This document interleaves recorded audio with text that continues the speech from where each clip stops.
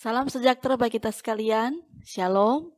Bersyukur hari ini Bapak Ibu Saudara-saudara atas tuntunan dan penyertaan Tuhan, kita pun boleh menikmati akan anugerah kehidupan yang Tuhan anugerahkan bagi kita sekalian. Dan mari di hari yang Tuhan limpahkan kepada kita di hari ini, kita isi dengan kebenaran firman Tuhan.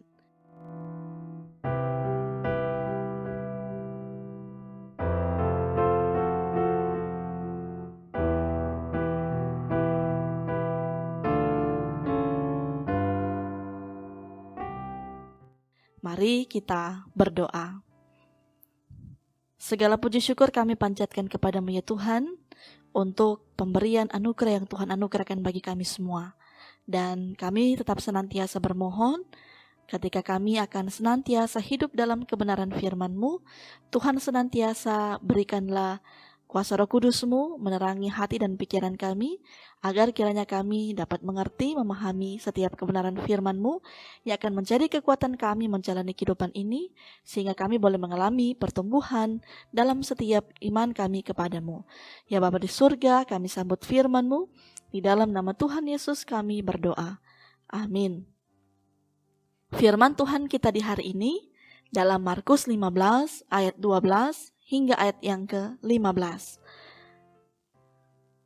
Firman Tuhan berkata, Pilatus sekali lagi menjawab dan bertanya kepada mereka, "Jika begitu, apakah yang harus kuperbuat dengan orang yang kamu sebut raja orang Yahudi ini?"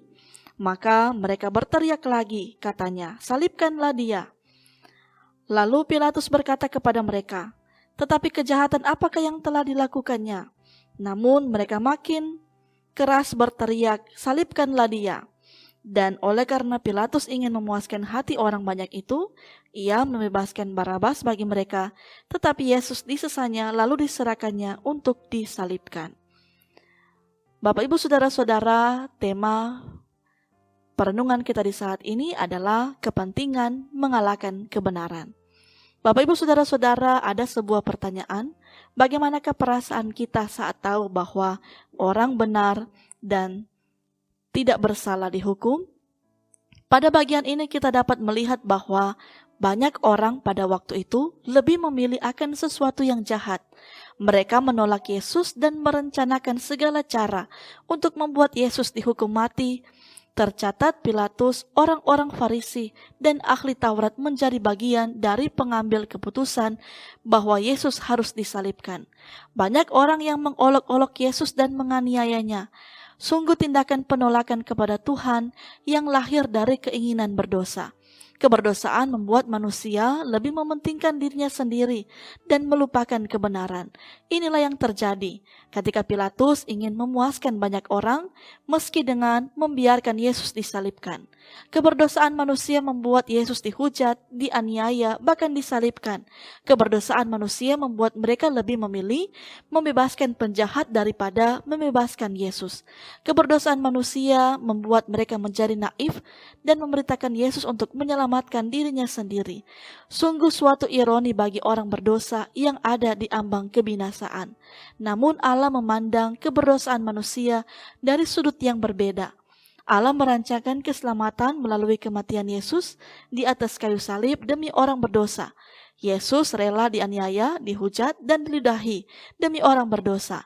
Yesus rela tidak turun dari atas kayu salib dan menyelamatkan dirinya demi keselamatan manusia yang berdosa. Belajar dari bagian Alkitab ini, marilah kita menjadikan Yesus sebagai model yang menjadi teladan untuk menyatakan kebenaran melalui sikap hidup yang kita berkenan kepadanya. Baiklah kita menghindar dari sikap yang menyenangkan, yang salah, dan mengorbankan yang benar. Serta janganlah kita memiliki motivasi yang tidak tulus dalam menolong orang lain. Janganlah kita dibelenggu oleh kuasa dan jabatan yang dapat membuat kita bertindak tidak benar dan mempermalukan Tuhan. Tuhan kiranya menolong kita untuk menyuarakan kebenaran. Amin. Mari kita berdoa. Ya Allah Bapa di surga, terima kasih ketika kami di hari pemberian Tuhan di hari ini boleh disegarkan dengan kebenaran firman-Mu. Karena kehidupan kami selalu butuh firman untuk dapat menguatkan, menyertai setiap langkah kehidupan kami ke depan. Dan kami senantiasa meyakini bahwa segala kelangsungan kehidupan kami hari ini, esok bahkan seterusnya semuanya ada dalam kendalinya Tuhan. Maka diberkatilah kami semua, seluruh anggota jemaat yang ada di Gemim Bukit Muria Rike, bahkan seluruh perangkat pelayanan yang ada, para pendeta, tim multimedia. Ketika kami selalu memberi diri dalam kerja pelayanan, kami yakin percaya pun Tuhan akan senantiasa menolong kami, memberikan ketaatan, kesetiaan untuk terus kiranya kami selalu bisa menjadi berkat dimanapun kami pergi dan berada, untuk bisa menjadi orang-orang benar, melakukan segala kebaikan, dan itulah akan kiranya menjadi manfaat dan sebuah motivasi untuk kami sekalian. Bersama dengan keluarga kami masing-masing, diberkatilah terus dalam segala pekerjaan, usaha, aktivitas yang ada, dan biarlah kami boleh menikmati berkat yang akan Tuhan curahkan bagi kami semua. Bahkan kami juga tidak lupa untuk membawa dalam doa untuk saudara-saudara kami yang saat ini ada dalam berbagai pergumulan masalah, ada dalam kesakitan, ada dalam kesulitan. Biarlah topangan dari kami, bahkan dari Tuhan Allah sendiri, akan senantiasa memulihkan akan kehidupan mereka, sehingga mereka pun boleh menuai pemulihan, kekuatan, dan berkat-berkat yang akan Tuhan curahkan bagi kehidupan saudara-saudara kami yang mengalami berbagai pergumulan. Dan kami yakin percaya untuk kehidupan kami di hari ini, itu semua juga ada dalam kendali dan penyertaan Tuhan. Inilah doa kami, di dalam nama Tuhan Yesus kami berdoa. Amin. Demikianlah Bapak Ibu Saudara-saudara untuk firman Tuhan kita di saat ini, dan terima kasih untuk Bapak Ibu Saudara-saudara yang selalu setia mengikuti renungan harian keluarga dari Gemim Bukit Muria Rike melalui YouTube multimedia Gemim Bukit Muria Rike. Ingatlah Bapak Ibu Saudara-saudara, lakukanlah yang benar, hiduplah yang benar, sehingga kita pun bisa menjadi berkat untuk banyak orang. Tuhan memberkati kita dan menolong kita sekalian. Shalom. Damai di hati.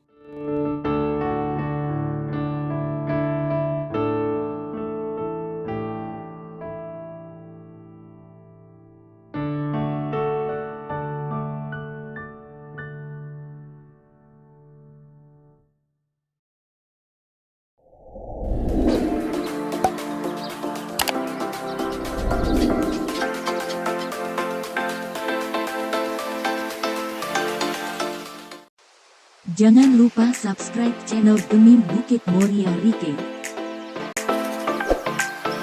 dan nyalakan lonceng di samping kanan untuk memperoleh info terbaru mengenai ibadah-ibadah yang dilaksanakan. Salam sehat. Tuhan Yesus memberkati kita semua. Shalom.